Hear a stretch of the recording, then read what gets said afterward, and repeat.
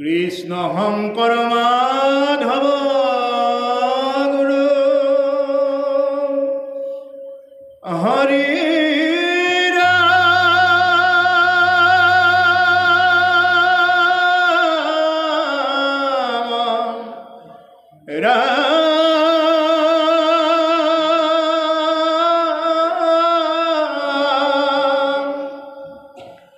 কৃষ্ণ শংকৰ মাধৱ গুৰু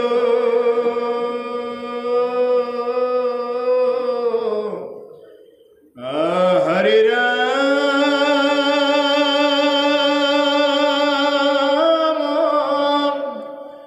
ৰাম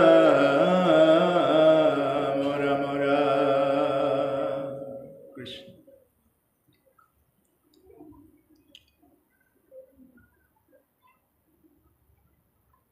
একাদশ স্কন্ধ শ্ৰীকৃষ্ণ উদ্ধৱৰ কথোপকথন এইখিনিৰ পৰা আপোনালোকৰ নিৰ্দেশ অনুসাৰে আমি আগবঢ়া হৈছে এই মহান ৰঘুনাথ সত্ৰৰ আমাৰ প্ৰভু ঈশ্বৰৰ লগতে যিসকল আমাৰ বাপ বান্ধৱ আই মাতৃ দেশৰ ধৰণী স্বৰূপ কণ কণ ভাইটি ভণ্টি সমস্ত জনালৈ পুনৰবাৰ ভক্তিবৰা সেৱা নিবেদন কৰি আমি এতিয়া পাঠ আৰু ব্যাখ্যাৰ পিনে আগবাঢ়িছোঁ। কৃষ্ণ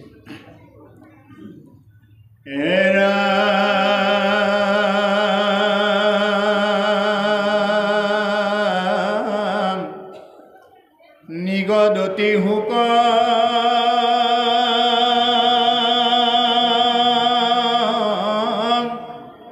কথায় অনন্তৰে শুনানি পৰীক্ষিত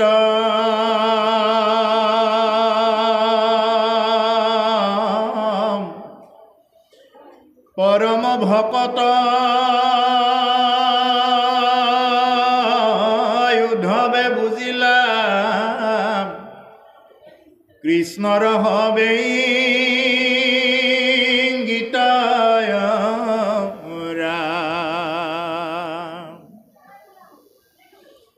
দেখি বিমংগল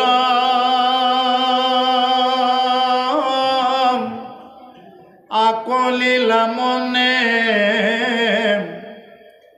মাধৱৰ ভক্তি কাজ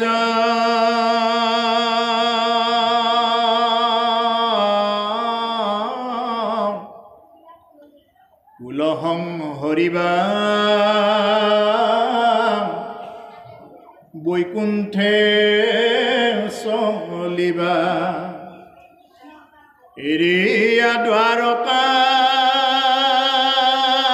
ৰাজয় ৰাম। কৃষ্ণ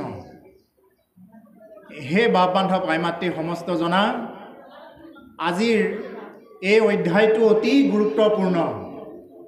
যি অধ্যায়ৰ কথা ক'বলৈ গ'লে আমাৰ দৰে বিষয়ী লোকে এই কথাবিলাক কৈ পাৰাপাৰ নাপাওঁ, আৰু এই কথাবিলাক চিন্তা কৰিবলৈ হ'লে বা এই কথাবিলাক বুজি ল'বলৈ হ'লে ক'বলৈ হ'লে তেওঁ অতি উচ্চ সাধনাৰ আৱশ্যক হ'ব।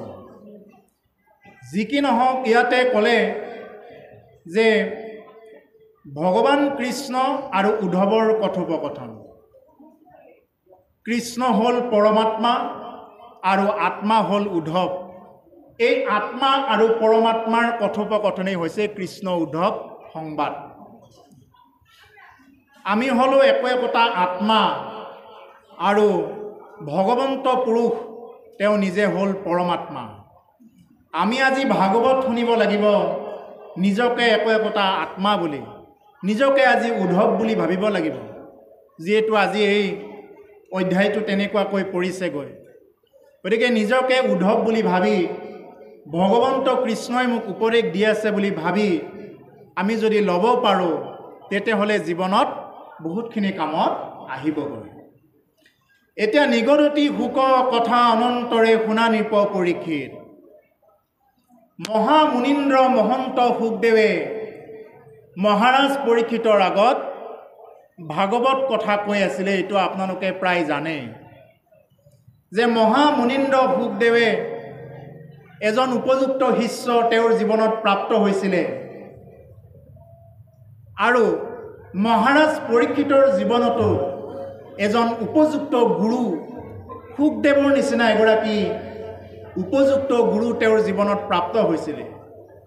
সেইকাৰণে প্ৰভুসকল গুৰু আৰু শিষ্যৰ সম্বন্ধ এটা খুব অংগাংগীভাৱে জড়িত এটা সম্বন্ধ।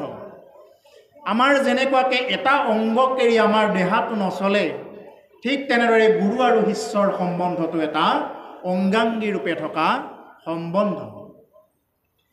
যি কি নহওক এই কথাখিনি আপোনালোকে মই ভাবোঁ প্ৰায় গমেই পায় যে কেনেকৈনো শুকদেৱে পৰীক্ষিতক লগ পালে বা পৰীক্ষিতেনো কেনেকৈ শুকদেৱৰ দৰে এগৰাকী ভাগৱত বক্তাক লগ পালে।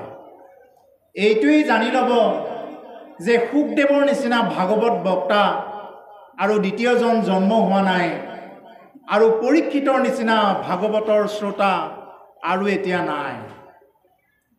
মহাৰাজ পৰীক্ষিতে 7 দিন 7 ৰাতি ভাগৱত শুনি তেওঁ পৰম ধামলৈ গতি কৰিছিলে। মহাৰাজ পৰীক্ষিতে 7 দিন 7 ৰাতি গংগাৰ তীৰত ভাগৱত কথা শুনি তেওঁ গতি পাইছিলে, স্বধাম প্ৰাপ্ত হৈছিলে।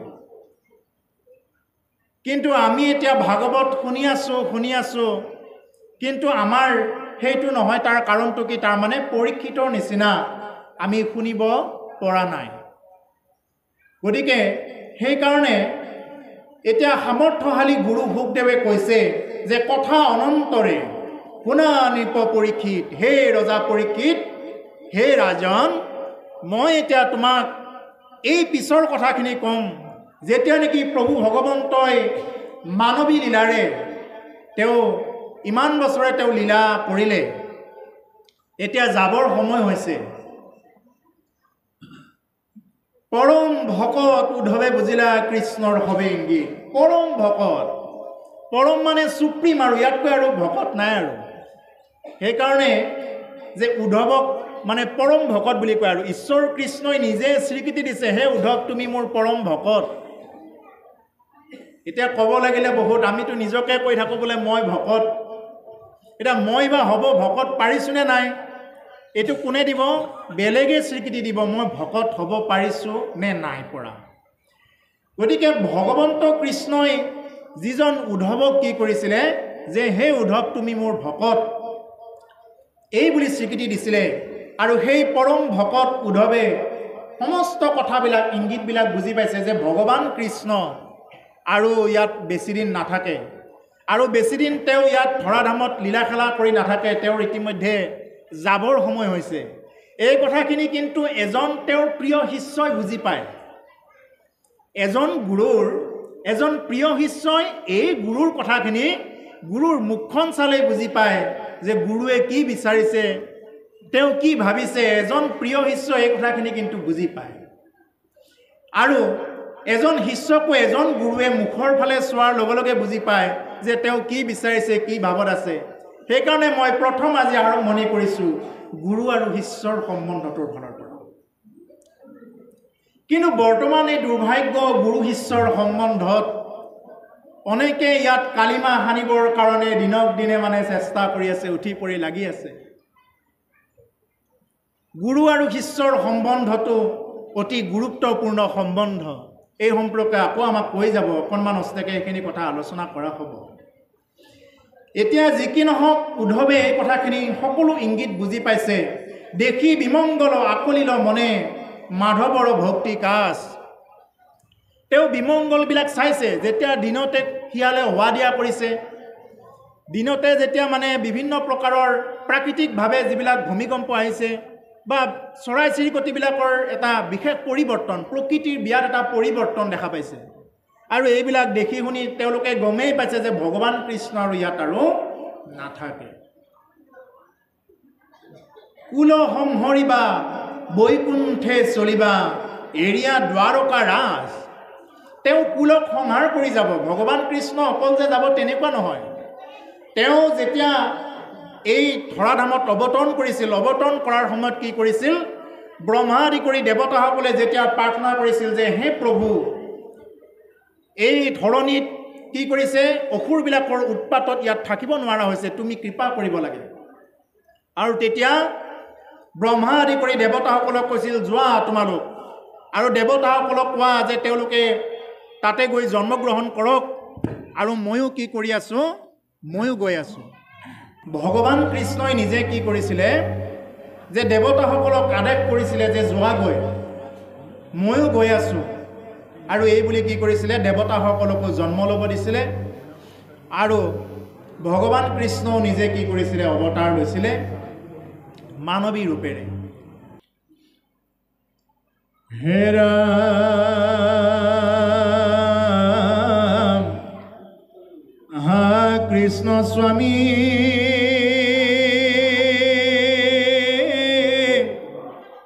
বোলন্তে লোতক নয়নৰ পৰা পৰে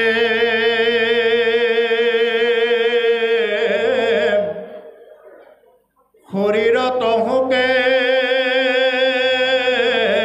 অগ্নি উধাই মনে মহা চৰ্ম চৰে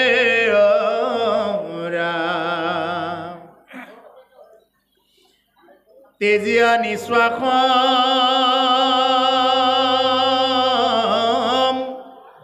চাপিলন্ত পাখ সন্তাপে আকুল ভাব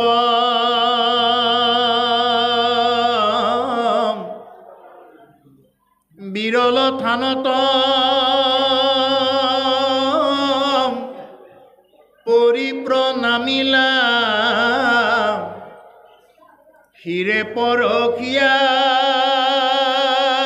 পাৱৰা।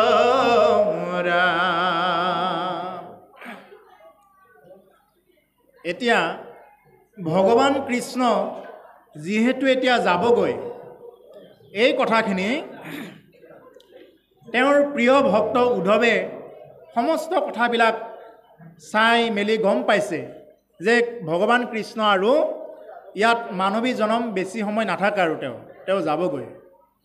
এই কথাটো জানি কি কৰিছে, হা কৃষ্ণ স্বামী বোলন্তে লোতক নয়নৰ পৰা পৰে, যে হে কৃষ্ণ, এই বুলি উদ্ধৱে কি কৰিছে, মানে বাগৰি বাগৰি কান্দিছে, যে ইমান কান্দিছে ভগৱন্ত কৃষ্ণ এতিয়া যাব ওলাইছে, তেওঁৰ প্ৰিয় বান্ধৱ, যাক চাই ইমান দিনে তেওঁ আছিলে, যাৰ মুখৰ ফালে চাই আছিলে, যিয়ে এৰাখিনিয়ে খাই আছিলে, উচ্ছিষ্ট ভক্ষণ কৰি আছিলে, ভগৱান কৃষ্ণই খাই যিখিনি মানে থাকে, ৰাহি হয়, সেইখিনিহে উদ্ধৱে কি কৰিছিলে, গ্ৰহণ কৰিছিলে। ঈশ্বৰ কৃষ্ণই যিখিনি কাপোৰ পিন্ধে, যি আ অলংকাৰ পিন্ধে, এই আ অলংকাৰবিলাক যেতিয়া নেকি পুৰণা হ'ব, তেতিয়া ঈশ্বৰ কৃষ্ণই সেইখিনি থৈ দিয়ে আৰু এইখিনিকে উদ্ধৱে পিন্ধে। গতিকে সেইকাৰণে উদ্ধৱ আৰু কৃষ্ণক একে নিচিনা দেখা পায়, একে নিচিনা প্ৰায় বুজি পোৱাইহে পায়। গতিকে সেইকাৰণে যে আজি উদ্ধৱৰ বিৰাট বেয়া লাগিছে এই কথাখিনিত, যে তোমাৰ দৰে এগৰাকী প্ৰভু প্ৰিয় সখা বান্ধৱ সকলো, আৰু উদ্ধৱৰ কাৰণে সকলো চববিলাক বাদ দি তেওঁ কি কৰিছে, ঈশ্বৰ কৃষ্ণকেই তেওঁ গ্ৰহণ কৰিছে। যদিও উদ্ধৱ বৃহস্পতিৰ শিষ্য, উদ্ধৱ কিন্তু কম এলাপেচা নহয়, উদ্ধৱ আছিলে বৃহস্পতিৰ শিষ্য। বৃহস্পতিৰ শিষ্য হোৱাৰ পিছতো কি কৰিছিলে, যে উদ্ধৱক ভগৱান কৃষ্ণই আকৌ পুনৰ উপযুক্ত কৰি তুলিছে। তেওঁ বিভিন্ন প্ৰকাৰে উদ্ধৱক উপযুক্ত কৰি তুলিছে, এইবিলাক ভাগৱতত দিয়া আছে এই কথাবিলাক, কাহিনীবিলাক।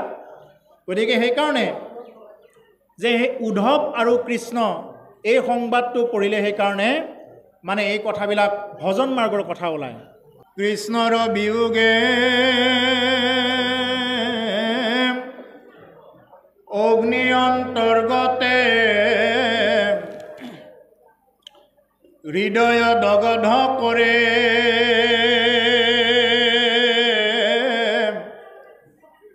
হুকে মকমকি কৰন্ত ক্ৰন্দন নয়নৰ নিৰঝৰে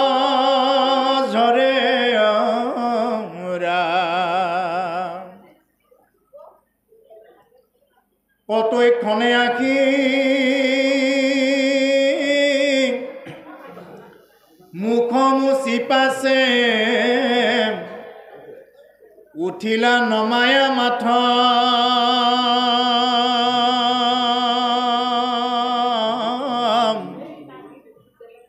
কৃতাঞ্জলি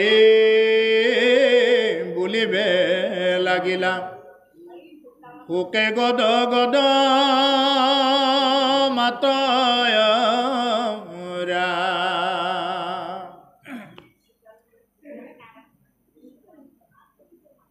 এতিয়া কৃষ্ণৰ বিয়োগে অগ্নি অন্তৰ্গতে হৃদয় দগধ কৰে এতিয়া ভগৱান কৃষ্ণ যেহেতু যাবলৈ ওলাইছে তেতিয়া উদ্ধৱৰ কি হৈছে যে হৃদয়খন জুই জ্বলা দি জ্বলিছে জুয়ে পোৰা দি পুৰিছে উদ্ধৱৰ হৃদয়খন যে ইমান দিনৰ পৰা যাৰ মুখখন চাই আছিলে যাৰ এৰা বস্তুবিলাক খাই আছিলে সেইজন ভগৱানে যেতিয়া নাথাকে গৈ তেতিয়া কি হৈছে উদ্ধৱৰ অতি বেয়া লাগিছে হৃদয়খন যেন জুয়ে পুৰি দিছে শোকে মকমকি কৰন্ত ক্ৰন্দন নয়নৰ নিৰঝৰে ইমান শোক লাগিছে উদ্ধৱৰ মানে বুজাব নোৱাৰা এটা শোক আৰু আমি এনে কিহত কান্দো বাৰু আমি কান্দো কিহত যেতিয়া নেকি আমাৰ কিবা এটা নোহোৱা হয় যিবিলাক বস্তু কাম নোহোৱা বস্তু এইবিলাক নোহোৱা হ'লে আমাৰ শোক লাগে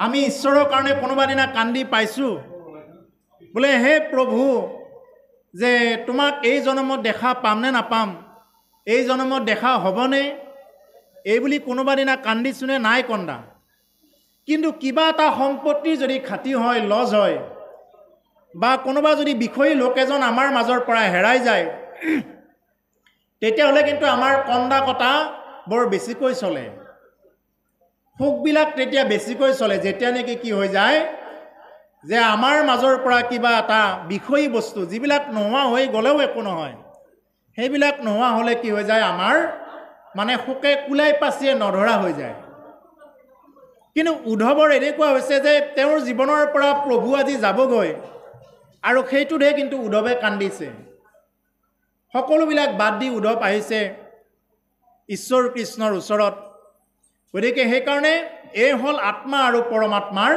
সম্বন্ধ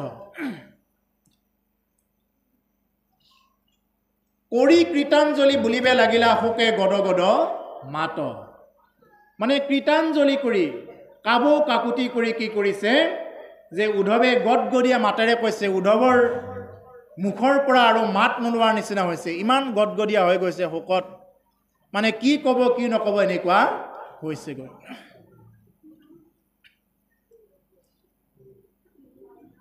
এৰা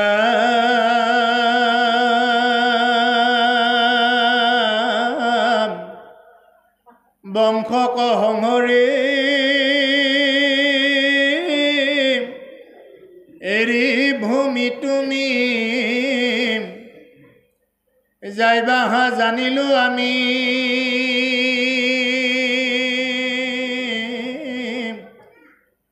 ঋষিহা পবাপ ব্যৰ্থ নকৰিলা যিহেতু জগত স্বামী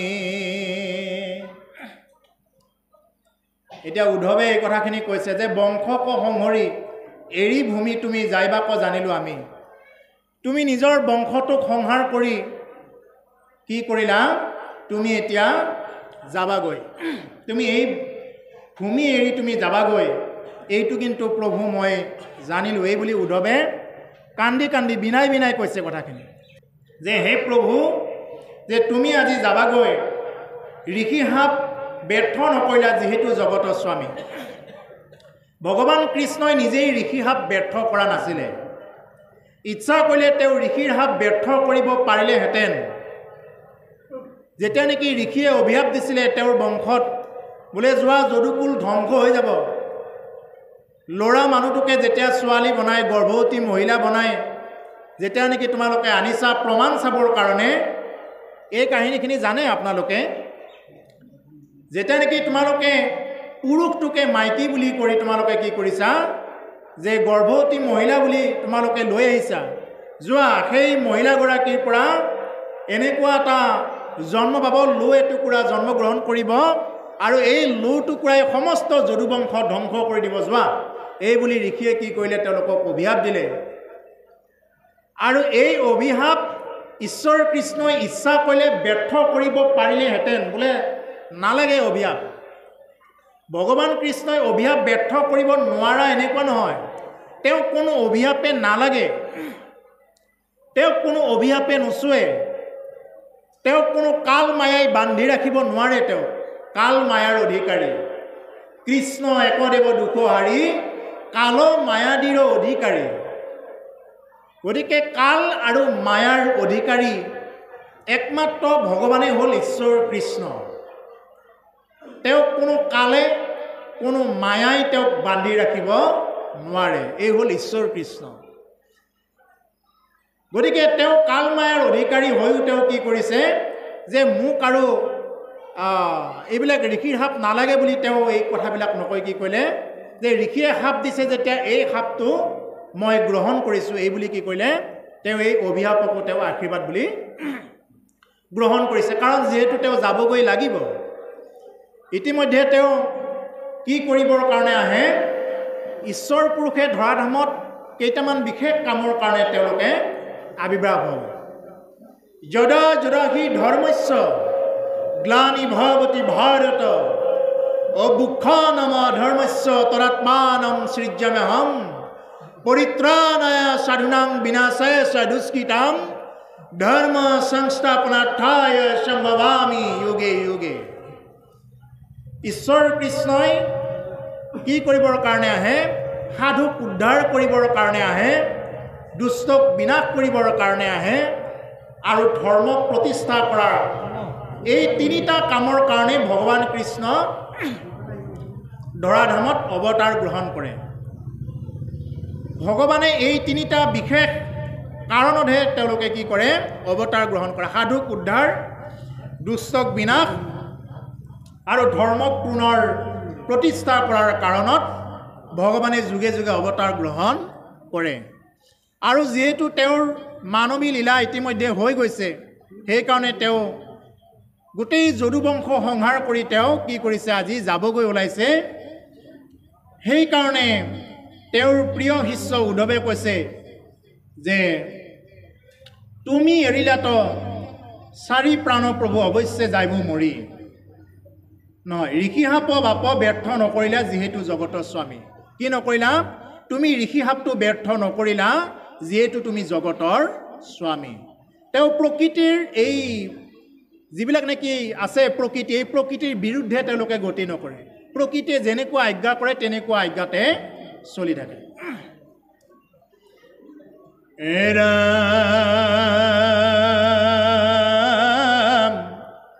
তোমাৰ চৰণ নেদেখি ক্ষণেকো থাকিবে নোৱাৰো হৰি, তুমি এৰিলাত চাৰি প্ৰাণ প্ৰভু অৱশ্যকে যাইব মৰি। কৃষ্ণই মনিটৰৰ চাউণ্ডটো দি দিব যে তোমাৰ চৰণ নেদেখি ক্ষণেকো থাকিবে নোৱাৰো হৰি, যে হে হৰি, হে ঈশ্বৰ প্ৰভু ভগৱন্ত, যে তোমাৰ চৰণ নেদেখি ক্ষণেকো, ক্ষণক মানে অকণমান সময়ো থাকিব নোৱাৰে উদ্ধৱে, কেৱল ঈশ্বৰ কৃষ্ণৰ চৰণ দুখানিকেই লক্ষ্য কৰি থাকে।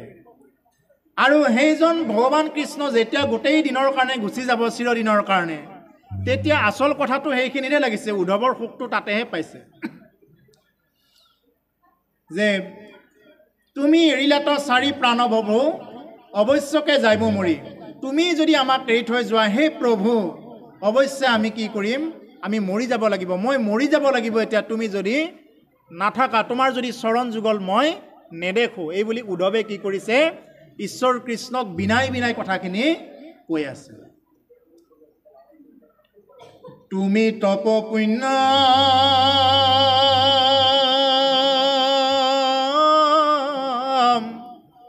তুমি বিনে শূন্য, দেখোই তুতি জগত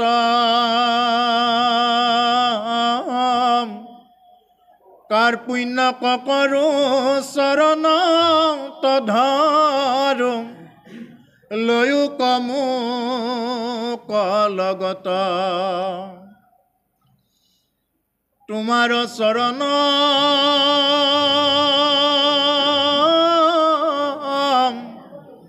পংকজ পুজিবে, কতো পুণ্যে পাইলো লাগ,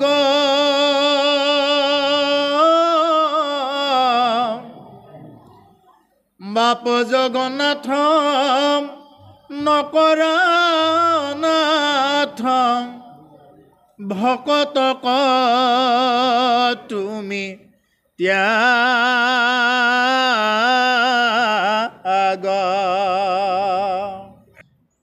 এতিয়া উদ্ধৱে এতিয়া কৈছে যে কাৰ্পুণ্যক কৰোঁ চৰণত ধৰোঁ, লৈও ক মোক লগত, কাবু কৰিছোঁ হে প্ৰভু হে জগতৰ নাথ, মোকো লগত লৈ বলা।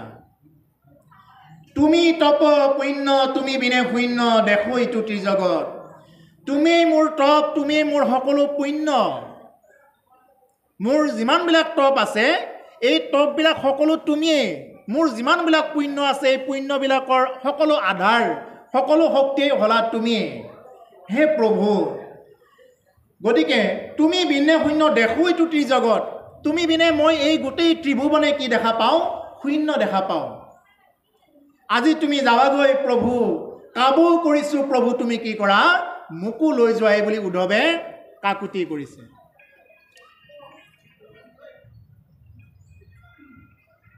তোমাৰ চৰণ পংকজ পুজিবে, কতো পুণ্যে পাইলো লাগ, হে প্ৰভু যে তোমাৰ চৰণ পংকজ পুজিবে, তোমাৰ ইমান সুন্দৰ চৰণ দুখানি পুজিবৰ কাৰণে কিমান পুণ্যৰ বলত মই পাইছোঁ।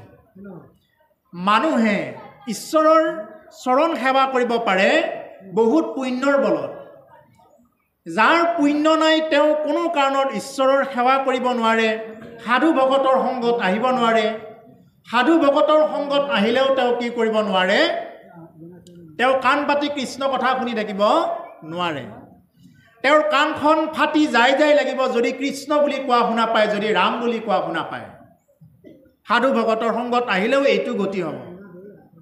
গতিকে সেইকাৰণে সাধু ভকতৰ সংগত আহিও যিয়ে নেকি বেয়া ভাৱ বেয়া চিন্তা কৰি থাকে, এইটো হ'ল অধম প্ৰকৃতি। আৰু যিয়ে নেকি বেয়া মানুহৰ লগত থাকিও ভালটো দেখা পায়, এইটোৱে হ'ল উত্তম প্ৰকৃতি।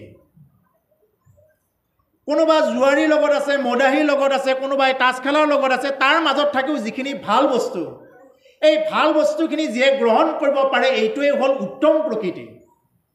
আৰু যিয়ে নেকি ভাগৱত অনুষ্ঠানত আহি কোনোবাই যদি বিষয়ী কথাবিলাক আলোচনা কৰি থাকে, বিষয়ী কথা চিন্তা কৰি থাকে, চিন্তা ভাৱনাত যদি আহি গৈছে, এইটোৱে হ'ল অধম প্ৰকৃতি। গতিকে সেইকাৰণে যে উদ্ধৱে এতিয়া এই কথাখিনি কৈ আছে যে তোমাৰ চৰণ পংকজ পুজিবে, কত পুণ্যে পাইলো লাগ, বহুত পুণ্যৰ বলতহে কি কৰিব পাৰে, মানুহে ঈশ্বৰৰ ওচৰত আশ্ৰিত হ'ব পাৰে, শৰণ ল'ব পাৰে। যাৰ পুণ্যই নাই, যাৰ সংস্কাৰ নাই, সেই মানুহে শৰণ কেতিয়াও ল'ব নোৱাৰে, তেওঁৰ জীৱনত শৰণ লোৱা নহ'বগৈ। তেওঁ ল'ব খুজিলেও, ল'ম বুলি ক'লেও, যিদিনা এজন সত্ৰাধিকাৰ বা শৰণাচাৰ্যই যিদিনা শৰণ দিব খুজিব, সেইদিনা তেওঁৰ এটা নহয় এটা চোট পৰিব, শৰণ ল'ব নোৱাৰিবগৈ।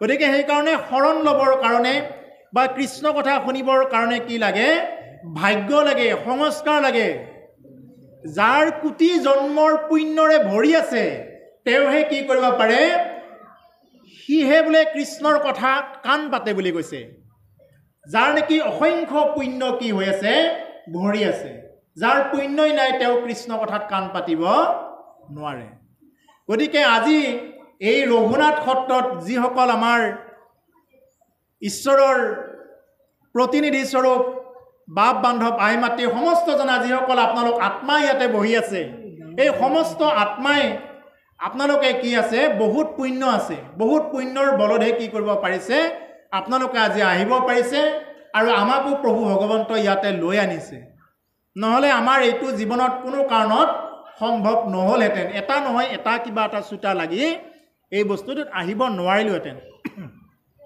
গতিকে সেইকাৰণে যে উদ্ধৱে এই কথাখিনি এতিয়া কাবু কৰি কৈ আছে যে হে প্ৰভু যে তোমাৰ লগতে আছিলোঁ ইমান দিন এতিয়া তুমি মোক লৈ যাব লাগে তুমি যিহেতু যাবাগৈ ময়ো ইয়াত নাথাকোঁ বুলি উদ্ধৱৰ ডিমাণ্ডটো হ'ল এইটো তুমি মোক লৈ যাব লাগে আৰু আমাৰ ডিমাণ্ডটো কি হ'ল হয় বোলে হে প্ৰভু তুমি এতিয়া যাবাগৈ তোমাৰ পদবীটো মোক দি থৈ যোৱা প্ৰভু আমাক আকৌ পদবী লাগে বোলে হে প্ৰভু তুমিতো যাবাগৈ প্ৰভু তোমাৰ পদবীটো দি থৈ যোৱা তোমাৰ অলংকাৰবিলাক মোক দি থৈ যোৱা এটা উচ্চ স্থানত মানে থৈ যোৱা আমাৰ চিন্তাধাৰাবিলাক এইবিলাকহে এই মাক দেউতাক মৰিলাই বোলে তোমাৰ ক'ত কৈ একাউণ্টত কি আছে ক'ত কি আছে এইবিলাক বিচাৰ কৰি থাকে আমাৰ হ'ল সিদ্ধান্তবিলাক এইবিলাক আমাৰ বিষয় চিন্তা এইবিলাক কিন্তু উদ্ধৱৰ চিন্তাটো কি তোমাৰ লগত আছিলোঁ আৰু ভৱিষ্যতেও তোমাৰ লগত থাকিব লাগিব এতিয়া তুমিও নাই ময়ো নাই তুমিও গৈছা মোকো লৈ যোৱা উদ্ধৱে নেৰে উদ্ধৱে মানে যাব খোজে এতিয়া ভগৱান কৃষ্ণই মানে উদ্ধৱক লৈ নাযায় কাৰণ আছে কাৰণবিলাক ক'বগৈ এতিয়া লাহেকৈ গতিকে সেইকাৰণে এই যে আত্মাৰ কৰুণ বিননি আমিও এনেকুৱাকৈ কৰুণ বিননি কৰিব লাগিব যে হে প্ৰভু যে তোমাৰ এই অংশ আমি প্ৰত্যেকেই ঈশ্বৰৰ অংশ আমি প্ৰত্যেকেই ঈশ্বৰৰ অংশ আমি প্ৰত্যেকেই কি হ'লো একোটা আত্মা কিহৰ কাৰণে ক'লো আমি ইয়াতে আমাৰ এইবিলাক যে ক'লা বগা ওখ চাপৰ ধনী দুখীয়া পুৰুষ মহিলা এইবিলাক হ'ল দেহৰহে ধৰ্ম আত্মধৰ্মটো কিন্তু বেলেগ বস্তু দেহাৰহে চুলি পকে দাড়ি পকে দেহাৰহে চকুৰে দেখা নাপায় আত্মাৰ দৃষ্টি একেই হয় মই অকণমান বুজি পাবৰ কাৰণে অকণমান ভিতৰলৈ সোমাই গৈছোঁ আমি কি বুলি কওঁ হাতখন কাৰ হাত বুলি কওঁ এই হাতখন মোৰ হাত ভৰিখন কাৰ ভৰি মোৰ ভৰি পেটটো কাৰ মোৰ তাৰমানে কি মই ভৰি বুলি কওঁ নেকি আমি বোলে মই ভৰি মই হাত মই পেট বুলি কওঁ নেকি নকওঁ তাৰমানে কি মোৰ মানে কি মই এজন আছোঁ চৈতন্য হৈ বহি মই থকাৰ কাৰণেহে এই দেহাটো থাকিব পাৰিছে এইটো আমি আপোনালোক সকলোৱে ভাবি চাব কথাখিনি যে মই থকাৰ কাৰণেহে কি কৰিব পাৰিছে আজি হাতকেইখনে এনেকৈ চলা ফুৰা কৰিব পাৰিছে ভৰি চলা ফুৰা কৰিব পাৰিছে কথা কৈ থাকিব পাৰিছোঁ মই থকাৰ কাৰণে আৰু অলপ ভিতৰত সোমাই গৈছোঁ আজি মই যাব ইচ্ছা নাই আৰু নাযাওঁ আৰু মোৰ মনটো নাযায় কাৰ মন মোৰ মন মোৰ ইচ্ছা নাই দিয়ক নাযাওঁ দিয়ক আজি বা আজি মোৰ বৰ ইচ্ছা গৈছে কাৰ ইচ্ছা গৈছে মোৰ মই কৈছোঁ নেকি মনটো মই মন মোৰ ইচ্ছা গৈছে বুলি কৈছোঁ নেকি নাই কোৱা তাৰমানে মই বুলি এজন বিশেষ সত্তা আছোঁ সেই ময়ে আপোনালোক আমাক প্ৰত্যেককে ইয়াতে লৈ আহিছে এই হ'ল আত্মা আৰু পৰমাত্মাৰ এটা ক্ষুদ্ৰ বিশ্লেষণ মাত্ৰ এইটো সেইকাৰণে বাপ বান্ধৱ আই মাতৃ সমস্ত জনা আমাৰ আচল পৰিচয়টো হ'ল আমি আত্মা আপোনালোকে আৰম্ভণিতে কৈছে ইয়াতে জাতি উপজাতি মিলি এখন ৰঘুনাথ সত্ৰ হৈ আছে ইয়াতে বিভিন্ন জাতি উপজাতি মিলি এখন মিলন তীৰ্থ এখন অনেক সাঁচিপতীয়া পুথি আপোনালোকৰ ইয়াত মজুদ আছে আপোনালোকৰ দবাই কয় এনেকুৱা দবা আৰু মানে যিকোনো ঠাইত দেখা পোৱা নাযায় গতিকে ইমান প্ৰাচীন এভাগ ঠাই গতিকে আপোনালোকৰ ইয়াতে প্ৰত্যেকজন ব্যক্তিৰ হৃদয়ত কি হৈ আছে ঈশ্বৰ কৃষ্ণ বিৰাজমান হৈ আছে এই ৰঘুনাথ সত্ৰৰ লগত জড়িত বা যিসকল ইয়াতে আছে প্ৰত্যেককে কি কৰি আছে প্ৰভু ভগৱন্তই কৃপা কৰি আছে কৃপা কৰি থাকিব গতিকে সেইকাৰণে আমি প্ৰত্যেকেই কি কৰিব লাগে, আমি হ'লেও একো একোটা আত্মা, এই বস্তুটো কিন্তু কোনোদিন পাহৰি যাব নালাগে। লগতে আমি হ'লেও সেই ঈশ্বৰ কৃষ্ণৰ একো একোটা অংশ। ঈশ্বৰ কৃষ্ণৰ অংশ। ঈশ্বৰ কৃষ্ণ কি? আনন্দ ব্ৰহ্ম। ঈশ্বৰ কৃষ্ণ প্ৰভু ভগৱন্ত কি? তেওঁ আনন্দৰো আনন্দ, পৰমানন্দ তেওঁ। আনন্দ ব্ৰহ্ম। সেইকাৰণে কি কৰে, আমি জীৱবিলাকে আনন্দ বিচাৰি থাকোঁ। আমাক আনন্দ লাগে, প্ৰত্যেকে আনন্দ বিচাৰি থাকে। ক'ত পায় আনন্দ, ক'ত পায় সুখ। কিন্তু মানুহৰ চিন্তাধাৰাত এই বস্তুটোতে ভুল কৰি থাকে, সুখ আৰু আনন্দটো একে বস্তু বুলি ভাবি থাকে। এই যে আমি যে আনন্দ বিচাৰি থাকোঁ, কিয় আনন্দ বিচাৰি থাকোঁ? আমি তাৰমানে ঈশ্বৰৰ অংশ। কাৰণ আমাৰ ঈশ্বৰ, আমাৰ মেইন ঈশ্বৰে আনন্দৰ মূৰ্ত স্বৰূপ। তেওঁৰ নিচিনা আনন্দশালী পুৰুষ আৰু দ্বিতীয়জন নাই। আনন্দ ব্ৰহ্ম তেওঁ, সদানন্দ তেওঁ, সদায় আনন্দত থাকে তেওঁ। গতিকে সেইজন ঈশ্বৰ কৃষ্ণ আনন্দ ব্ৰহ্মৰ অংশ আমি প্ৰত্যেকে ইয়াতে জীৱৰূপে আমি ইয়াতে আছোঁ। গতিকে সেইকাৰণে কোনোবাই যদি আনন্দৰ কথা কয়, আমি আনন্দ পাওঁ। প্ৰত্যেকেই সুখ ল'বৰ কাৰণে চাওঁ, আনন্দ ল'বৰ কাৰণে চাওঁ। কিন্তু মানুহে সুখ আৰু আনন্দৰ এই সংজ্ঞাটো নাজানি কি কৰি থাকে, সুখকেই আনন্দ বুলি ভাবি থাকে। সুখটো কি বস্তু? এতিয়া সুখটো হ'ল, মই এযোৰ কাপোৰ আনি পিন্ধিলোঁ, কাপোৰ আনি পিন্ধোঁতে, নতুন কাপোৰযোৰ পিন্ধি থাকোঁতে এইটো হ'ল খন্তেকীয়া সুখ। যেতিয়া কাপোৰযোৰত দাগ লাগি গ'ল, সুখটো সিমানতে গুচি গ'ল। গাড়ী এখন ল'লোঁ, খুব ধুমধামেৰে পাৰ্টি দিলোঁ, কিন্তু দিয়াৰ পিছতে কি হৈ গ'ল, গাড়ীখনত কিবা অকণমান লাগি গ'ল, লগে লগে মানে আনন্দটো সিমানতে অন্ত পৰিল। আৰু এইটো আনন্দ বুলি নকয়, এইটো হ'ল সুখ, খন্তেকীয়া সুখ। এই গাড়ী লোৱা, কিবা লোৱা বিষয় যিমানবিলাক দেখা পাই আছোঁ, এইবিলাক হ'ল সুখ। আনন্দ এটাই হ'ল, আনন্দ হ'ল কেৱল ভাগৱত শুনিলে আনন্দ পায়। ভাগৱত যি মানুহে নুশুনে, সেই মানুহে জীৱনৰ প্ৰকৃত আনন্দটো উপভোগ কৰিব নোৱাৰে। আনন্দৰ পৰা কেতিয়াও মানে বিচলিত হৈ নাযায়। আনন্দৰ পৰা কি হ'ব, পৰমানন্দ গতিলে গুচি যাব। ভাগৱত শুনি যি ৰস পায়, এই ৰস আৰু বেলেগ ক'তো নাই। সেইকাৰণে ভাগৱতক কি কয়, জীৱনৰ এখন দাপোন বুলি কয়। আমি যে আইনা চাওঁ, আইনাত মুখখন চালে ক'ত কি লাগি আছে, সেইবিলাক সকলোবিলাক আইনাখনে ফাঁকি নিদিয়ে, দাপোনে কেতিয়াও ফাঁকি নিদিয়ে ক'ত কি লাগি আছে। ঠিক তেনেকুৱাকৈ ভাগৱত হ'ল আমাৰ জীৱনৰ একোখন দাপোন। এই ভাগৱতৰ ওচৰত যদি বহা যায়, তেতিয়াহ'লে বুজা যায় যে আমাৰ জীৱনত ক'ত কি চলাত ভুল হৈ আছে, ক'ত শুদ্ধ হৈ আছে, এই গোটেইখিনি বস্তু আমি এটা এটাকৈ আমি দেখা পাওঁ। ভাগৱতে সেইটো দেখুৱাই দিয়ে। সেইকাৰণে এই ভাগৱত শাস্ত্ৰ হ'ল বৈকুণ্ঠৰ কল্পতৰু শাস্ত্ৰ বুলি কয়। এই বৈকুণ্ঠৰ কল্পতৰু ভাগৱত শাস্ত্ৰ, ইহাৰ উত্তম ফল হৰি নাম মাত্ৰ। হৰি নামে হৰি নামে, হৰি নামে সাৰম। হৰি নামে কৰি আছে জগত উদ্ধাৰ। গতিকে এই বৈকুণ্ঠৰ শাস্ত্ৰ ভাগৱত এলা বেচা বস্তু নহয়। ভাগৱত শুনিব আহিলে আমাৰ প্ৰথম এই বস্তুখিনিত আমি গুৰুত্ব দিব লাগে যে এই ভাগৱত শাস্ত্ৰ এই এনেই কিবা কোনোবা দুজনে এনেই আলোচনা কৰি লিখা বস্তু নহয়। এই ভাগৱত শাস্ত্ৰ পদ্মকল্পত কি কৰিছিলে, স্বয়ং অনন্ত প্ৰভুই কি কৰিছিলে, ভগৱন্তই এই কথাখিনি ব্ৰহ্মাদেৱক 4টা শ্লোকত ভাগৱতৰ মানে প্ৰথম প্ৰদান কৰিছিলে। ভাগৱত জ্ঞান বিজ্ঞান তদং ৰহস্য। তাৰপিছত ব্ৰহ্মাদেৱে নাৰদক ক'লে 6টা শ্লোকত, নাৰদে আকৌ ব্যাসক ক'লে 8টা শ্লোকত, ব্যাসে আকৌ শুকক ক'লে 10টা শ্লোকত, শুকে পৰীক্ষিতক ক'লে 12টা শ্লোকত। ওম নমো ভগৱতে বাসুদেৱায়, এনেকৈ মানে 12 অক্ষৰী মন্ত্ৰ হৈ গ'ল। এতিয়া সেইকাৰণে এই ভাগৱত শাস্ত্ৰ বৈকুণ্ঠৰ পৰা বাগৰি আহিছে, এইকাৰণে কল্পতৰু শাস্ত্ৰ বুলি কয়। এই ভাগৱত শাস্ত্ৰ কোনোবাই যদি একান্ত মনে যদি শ্ৰৱণ কৰে, তেওঁৰ জীৱনত অনেক দুৰ্ভাগ্য হ'বলগীয়া দুৰ্ভাগ্যৰ পৰা তেওঁ ৰেহাই পায়। যদি কোনোবাই ভাগৱতত একান্ত বিশ্বাস কৰে, জীৱনত কোনো বৈদৰ ওচৰত জাপ ল'বৰ কাৰণে, এই যে তাবিজ লোৱা বুলি কয়, জাপ লোৱাৰ কাৰণে গ্ৰহ নক্ষত্ৰৰ গতিবিধি চাবলগীয়া নহ'বগৈ। যদি কোনোবাই ভাগৱতত একান্তভাৱে বিশ্বাস কৰে, কায় মনোবাক্যে যদি কোনোবাই একান্তভাৱে যদি কোনোবাই এই কথাখিনি বিশ্বাস কৰি লয়, বিশ্বাস কৰিলে নহয়, সুদৃঢ় বিশ্বাসে যদি কোনোবাই ভাগৱতৰ ওচৰত শৰণাপন্ন হয়, যদি কোনোবাই ভাগৱত কথা শুনে, তেওঁ আৰু এইবিলাক বৈদৰ কবলত পৰিবলগীয়া নহ'বগৈ।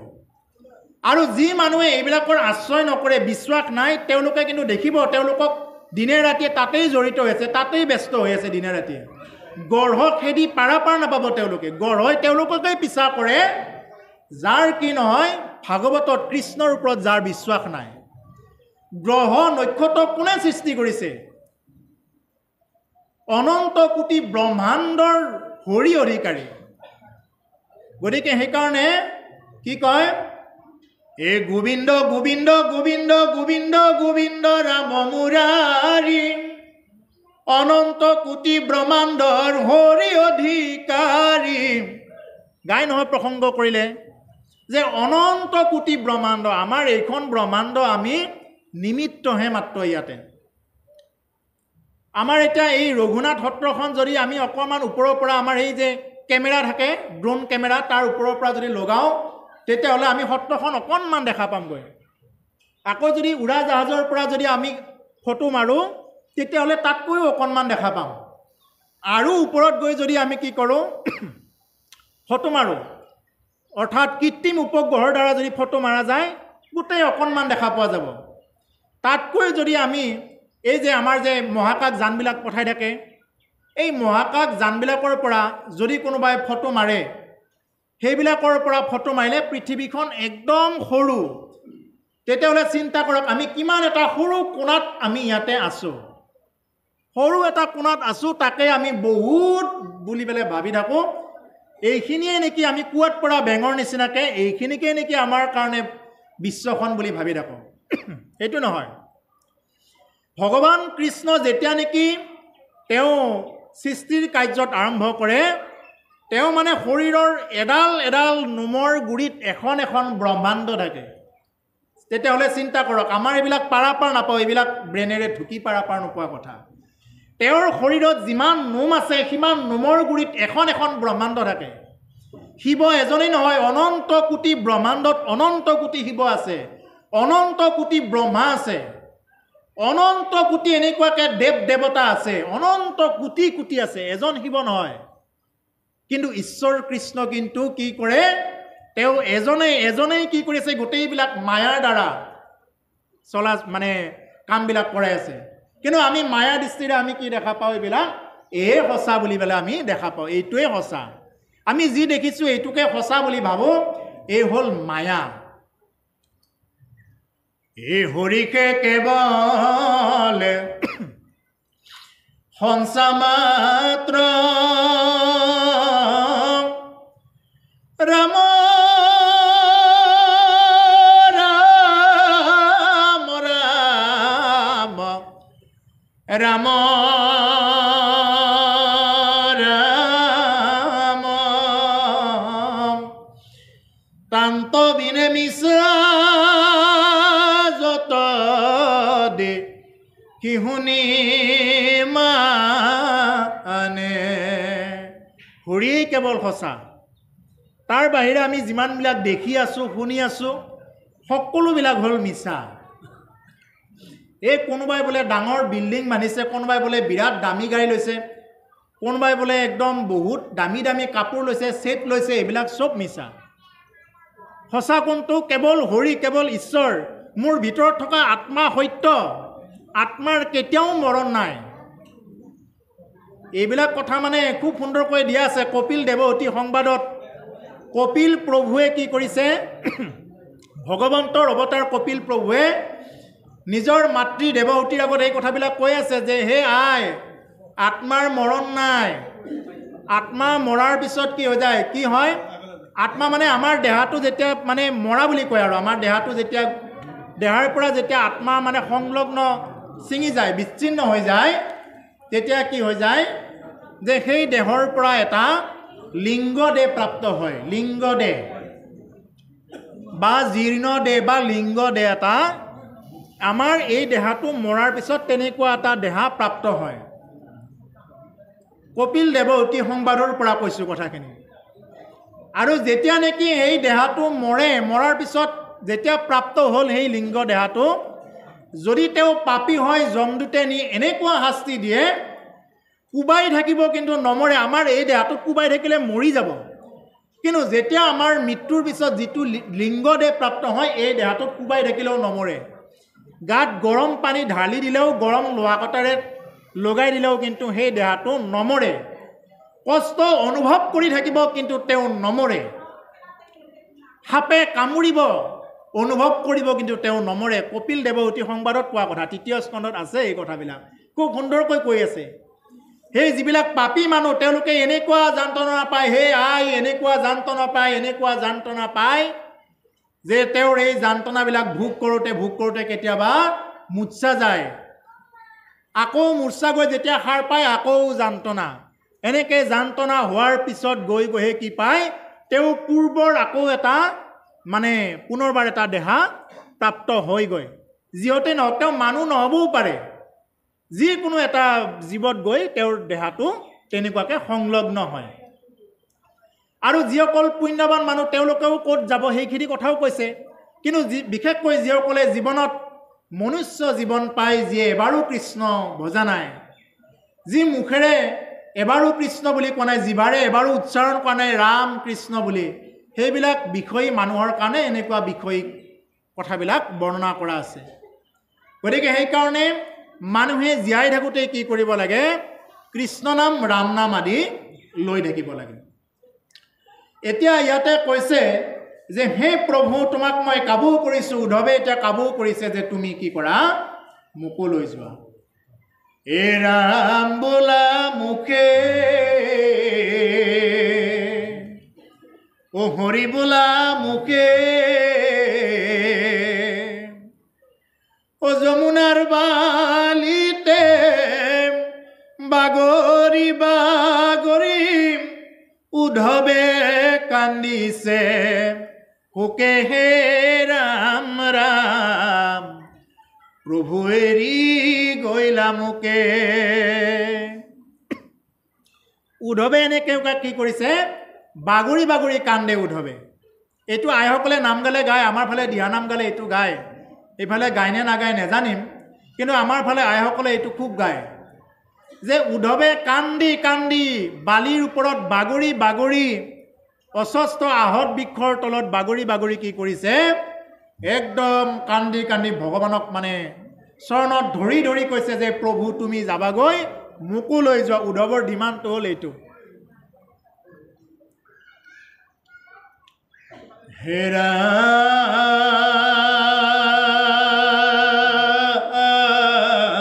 আমৰা তোমাৰ চৰণ পঙ্কজ পুজিবে, কত পুণ্যে পাইলো লাগ,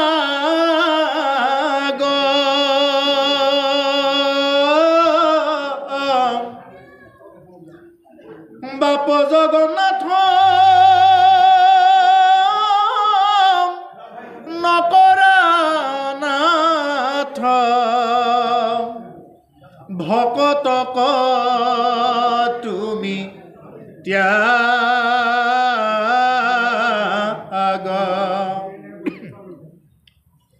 যে তোমাৰ চৰণ পংকজ পুজিবে কত পুণ্য পালিলা। কিমান পুণ্যৰ বলত তোমাৰ চৰণ পংকজ পুজিব পালো। হে বাপ জগন্নাথ, জগন্নাথ জগন্নাথৰ হাত নাই। জগন্নাথে কি কৰিব পাৰে? ক'বহে পাৰে। জগন্নাথৰ হাত নাই, জগন্নাথে কথাখিনি ক'বহে পাৰে, এনেকুৱা এনেকুৱাকৈ কৰা। কিন্তু কৰা নকৰাটো আমাৰ নিজৰ লগত কথা। ভাগৱতে উপদেশ দিব পাৰে, হে নৰলোকসকল, তোমালোকে যদি এইটো মাৰ্গত চলা তেতিয়াহ'লে কিন্তু তোমালোকৰ এইটো ভাল হ'ব, আৰু তোমালোকে যদি এইখিনি কৰা এইখিনি বেয়া হ'ব।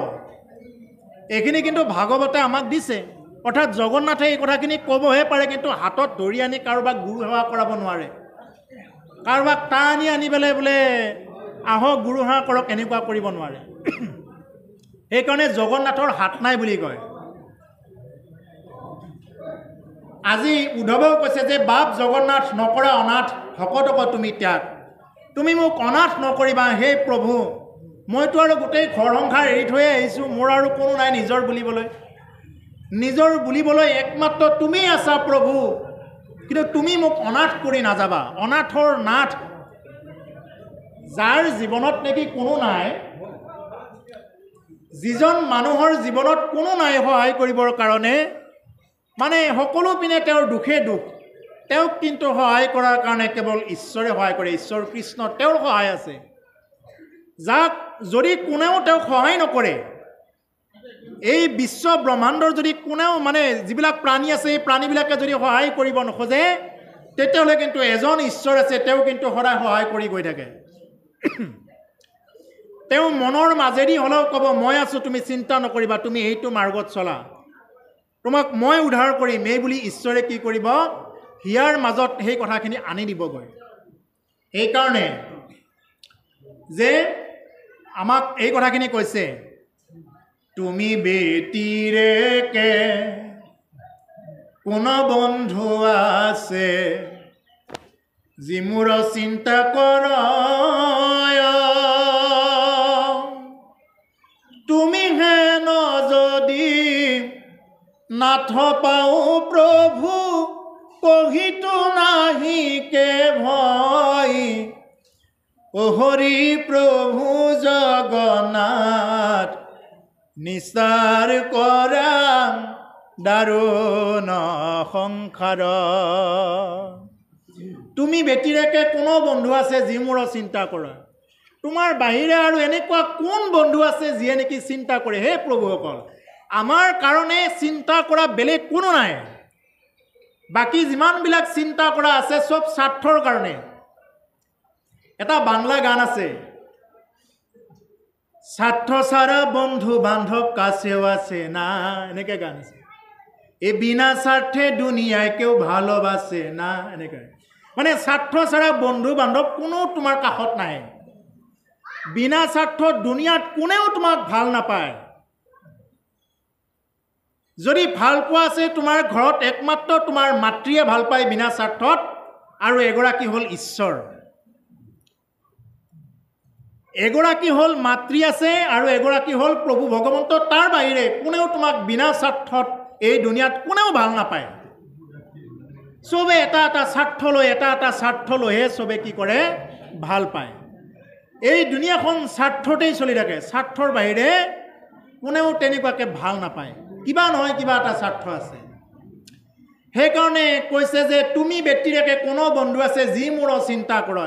হে প্ৰভু, যে মোৰ কাৰণে দিনে ৰাতি চিন্তা কৰি থকা তোমাৰ বাহিৰে কোন আছে? আৰু এই যে মই আজি চলা ফুৰা কৰি থাকিব পাৰিছোঁ, উশাহ নিশাহ লৈ থাকিব পাৰিছোঁ, যি উশাহ নিশাহ এতিয়া ICUত কিমান মাটি বিক্ৰী কৰি কৰি উশাহ নিশাহ লৈ আছে, আমি যে এইটো বিনামূলীয়াকৈ লৈ থাকিব পাৰিছোঁ, আমি যে কথা কৈ থাকিব পাৰিছোঁ, আমি আজি কাণেৰে শুনি থাকিব পাৰিছোঁ বিনামূলীয়াকৈ, এইখিনিকে আমাৰ জীৱনৰ কাৰণে পৰম প্ৰাপ্ত বুলি ভাবি ল'ব লাগে।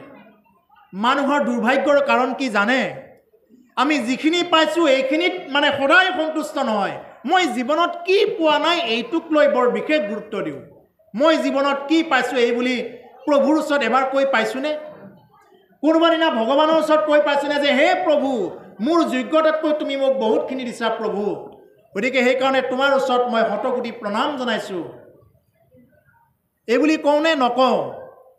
আমি যদি 1 আশী 2 আশী কল দিলোঁ, 1 পোৱা 2 পোৱা বুট দিলোঁ, এইখিনি দিয়েই আমি প্ৰভুৰ ওচৰত প্ৰাৰ্থনা কৰি থাকোঁ বোলে প্ৰভু, বোলে মোক ধনং দেহি, বিদ্যাং দেহি, মনোৰমা ভাৰ্যাং দেহি, পুত্ৰং দেহি, দেহি আৰু দেহি, মোক দিয়া আৰু দিয়া প্ৰভু। মোৰ নাইটোতেই ধৰি থাকোঁ প্ৰভু, নাই নাই, এইটো নাই সেইটো নাই, কেৱল নাই নাই নাই। আছে বুলি আমি কোনোদিন আমি উচ্চাৰণ নকৰোঁ। আৰু এনেদৰে যদি ভক্তি কৰা যায়, কেৱল নাইটোত ধৰি যদি ভক্তি কৰা যায়, এই হ'ব সকাম ভক্তি। আমাক কিন্তু সকাম ভকতি কৰিবৰ কাৰণে দিয়া নাই। আমাক কি কৈছে যে নিষ্কাম ভকতি কৰিব দিছে। নিষ্কাম মানে হে প্ৰভু, এই ৰঘুনাথ সত্ৰৰ লগত জড়িত সকলোৰে ভাল হওক, আয়ুষত বিঘ্নি শূন্য হওক প্ৰভু, কাৰো জীৱনত দুখ অশান্তি যাতে নাহক, কোনেও যাতে অশান্তি ভোগ কৰিবলগীয়া নহওক প্ৰভু, সকলোৱে শান্তিত থাকক, সুখে সন্তোষে থাকক, এই বুলি প্ৰাৰ্থনা কৰিব লাগে। আমি কেৱল নিজৰটো প্ৰাৰ্থনা কৰোঁ, যে যদি মই নিজৰটো প্ৰাৰ্থনা কৰোঁ তেতিয়াহ'লে এইটো হ'বগৈ সকামত। সেইকাৰণে যে ভগৱানৰ ওচৰত যদি মই প্ৰাৰ্থনা কৰোঁ সকলোৰে ভাল হওক বুলি, যে বাকীবিলাকৰ ভাল কৰিব, তোমাক বেয়া কৰিব নেকি, মোক বেয়া কৰিব নেকি? নকৰে। চবকে যদি ভাল কৰে মোকো সেই লিষ্টখনত ৰাখি থৈ দিব। গতিকে সেইকাৰণে কি কৰিব লাগে, আমি ঈশ্বৰৰ ওচৰত নিষ্কাম ভকতি কৰিব লাগে। সেইকাৰণে আমাক এই কথাবিলাক উপদেশত আমাক দি থৈ দিছে। এই কথাবিলাক খুব সুন্দৰ উপদেশ, যে তুমি ব্যতিৰেকে কোন বন্ধু আছে, এনেকুৱা কোনো বন্ধু নাই যি বন্ধুৱে নেকি মোৰ ভালৰ কাৰণে চিন্তা কৰে, যি মোৰ চিন্তা কৰে। গতিকে তোমাৰ বাহিৰে আৰু কোনো নাথ নাই। নাথ মানে গৰাকী, তোমাৰ বাহিৰে আৰু গৰাকী নাই প্ৰভু। আৰু এই কথাখিনি জানিয়ে কি কৰিছিলে অৰ্জুনে, ভগৱন্ত কৃষ্ণক সেইকাৰণে জানি শুনি কৈছিল। ভগৱান কৃষ্ণই যেতিয়া অৰ্জুনক কৈছিলে, হে অৰ্জুন, সৰ্বধৰ্মান পৰিত্ৰেজ, সৰ্বধৰ্মান পৰিত্ৰেজ মুখ্যস্বামী মাহুচ, সৰ্বধৰ্মান পৰিত্ৰেজ মাম একং শৰণং ব্ৰজ অহং ত্বাং সৰ্ব পাপীভ্যো মুখ্যস্বামী মাহুচ। যে তুমি কি কৰা, যিমানবিলাক তুমি জানো বুলি ভাবি আছা, তুমি ধনৰ অহংকাৰত বোলে মই ৰজাৰ বংশৰ, বোলে মোৰ গান্ধীৱ ধনু আছে, মই বৰ শক্তিশালী, এইবিলাক যিমানবিলাক ভাবি আছা, এই সকলোবিলাক পৰিত্যাগ কৰি তুমি কি কৰা, মোৰ ওচৰত শৰণাপন্ন হোৱা, মই তোমাক সকলোবিলাক কি কৰি দিম, অহংকাৰৰ পৰা ৰক্ষা কৰি দিম। এই বুলি কি কৰিছিলে, যে ভগৱান কৃষ্ণ অৰ্জুনক প্ৰতিশ্ৰুতি দিছিলে।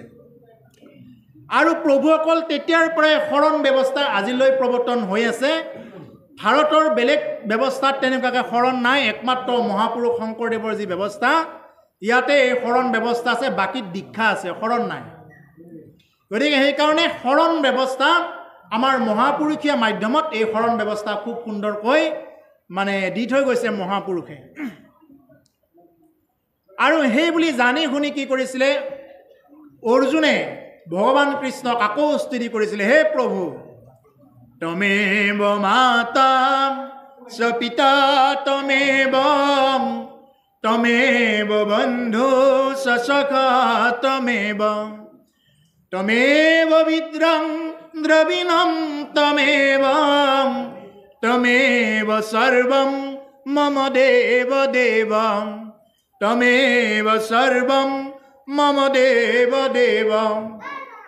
হে প্ৰভু, তুমি মোৰ মাতা, তুমি মোৰ পিতা, তুমি সকলো, মোৰ মাতৃ হ'লেও পিতৃ হ'লেও তুমি মোৰ জ্ঞান বুদ্ধি বিদ্যা সকলো তুমিয়েই। হে প্ৰভু ভগৱন্ত, মই আৰু কি বুলি অহংকাৰ কৰিম। এই বুলি অৰ্জুনে কি কৰিছিলে, যে মোৰ বিদ্যা বুদ্ধি সকলো, তমেব সৰ্বম মম দেৱ দেৱ, তুমি মোৰ সকলো, মোৰ দেৱৰো দেৱতা তুমি। এই বুলি কি কৰিছিলে অৰ্জুনে ঈশ্বৰ কৃষ্ণৰ ওচৰত শৰণাপন্ন হৈছিলে।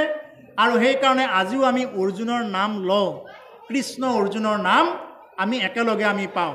মানে গীতা বুলি ক'লেও কৃষ্ণৰ লগত মানে অৰ্জুনৰ নামটো আহে। আৰু সেইকাৰণে গতিকে ঠিক তেনেদৰে আমিও এই ভাগৱতৰ মাজলৈ অহাৰ লগে লগে উদ্ধৱ আৰু কৃষ্ণৰ এই কথাখিনি আমাৰ মনলৈ আহে। এতিয়া কৈছে যে হে বাপ জগন্নাথ, তুমি এই ভকতক আৰু অনাথ নকৰিবা, যে মোক আৰু কি নকৰিবা, তুমি অনাথ আৰু নকৰিবা। মোৰ এনেই কোনো নাই আৰু তুমিও নোহোৱা হ'লে মই একেবাৰে অনাথ হৈ যাব লাগিব। হে ৰাম সৌম্যকে অমৃত তোমাৰ চৰিত, শুনে মাত্ৰ যিটো নৰে, পায়া প্ৰেম ভাৱ নেৰে তো জোপা, বিষয়ক পৰিহ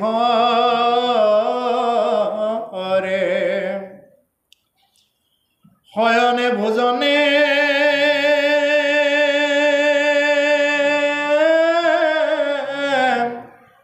স্নান গৈপ স্থানে সদা সেৱা কৰোঁ আমি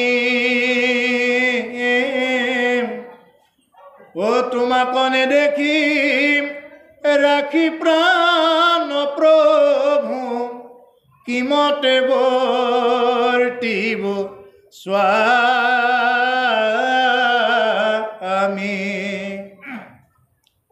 আমাৰ প্ৰভু ঈশ্বৰৰ সুৰত চাইছোঁ। প্ৰভু ঈশ্বৰ বুলি কওঁতে মোৰ গুৰুদেৱ ৰিজু পাঠক প্ৰভু ঈশ্বৰ আপোনালোকে হয়তো জানে।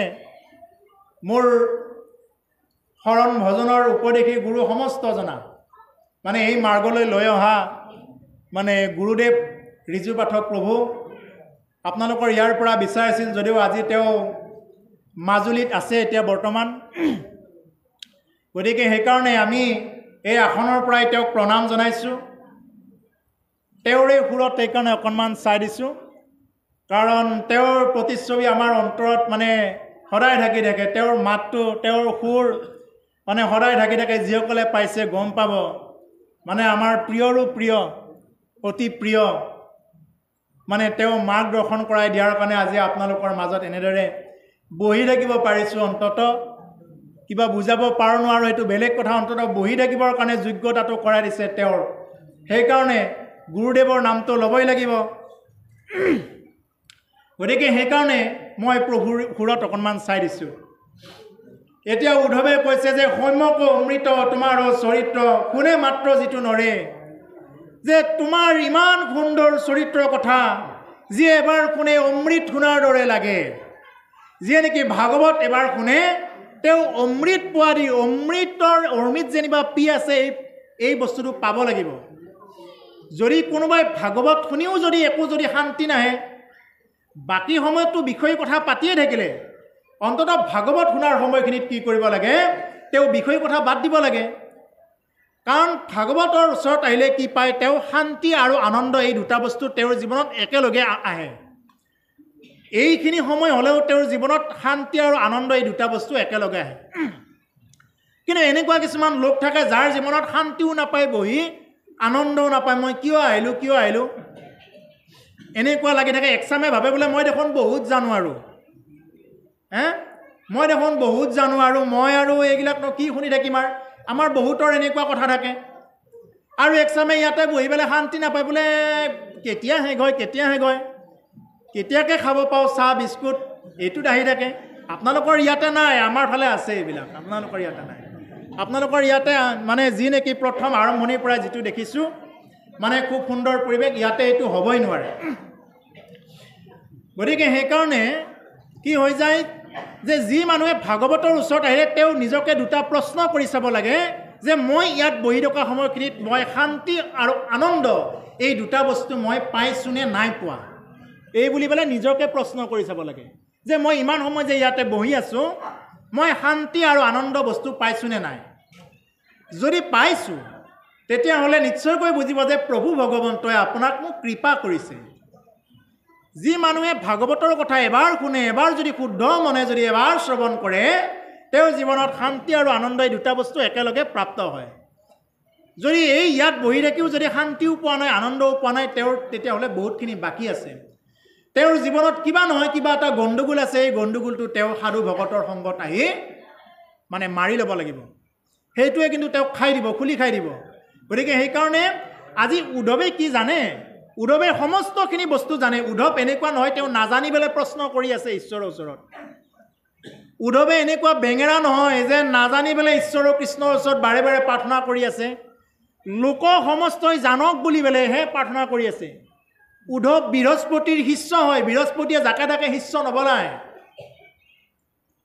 গুৰু বৃহস্পতিত আকৌ এই গুৰুৰো বৃহস্পতিয়ে জাকে তাকে শিষ্য নবনায়। কিন্তু উদ্ধৱে মানে গুৰু বৃহস্পতিৰ শিষ্য হ'ব পাৰিছে, কিন্তু উদ্ধৱ এনেকুৱা এলাবেচা বস্তু নহয়। ভগৱান কৃষ্ণই উদ্ধৱক য'তে যায় ত'তে লৈ যায়, য'তে যায়। এই গোপীসকলৰ ওচৰত উদ্ধৱক পঠাই দিছে, যোৱাচোন। গোপীসকলৰ পৰা অকণমান ভগৱানে ভাবিছে যে আৰু অকণমান কুটি নাটি যিসকল আছে এইবিলাকো কি হৈ যাওক, দূৰ হৈ যাওক। উদ্ধৱৰ মনত এটা প্ৰথমতে ভাৱ আছিলে মই দেখোন বৃহস্পতিৰ শিষ্য এই বুলি পেলাই মনত এটা ভাৱ আছিলে এই ভাৱটো নোহোৱা কৰিলে তাৰমানে ভগৱানৰ লগত যদি কোনোবাই অংগাংগীভাৱে থাকে যিকোনো প্ৰকাৰে তেওঁক মানে তৈয়াৰ কৰাই দিয়ে যেনেকুৱাকৈ এই কমাৰবিলাকে কি কৰে দাখনক কোবাই কোবাই লো এক টুকুৰা কোবাই কোবাই কোবাই কোবাই দাহলৈ পৰিৱৰ্তন কৰে কটাৰী বনায় কুঠাৰ বনায় কাটিব পৰা যোগ্যতা কৰি দিয়েগৈ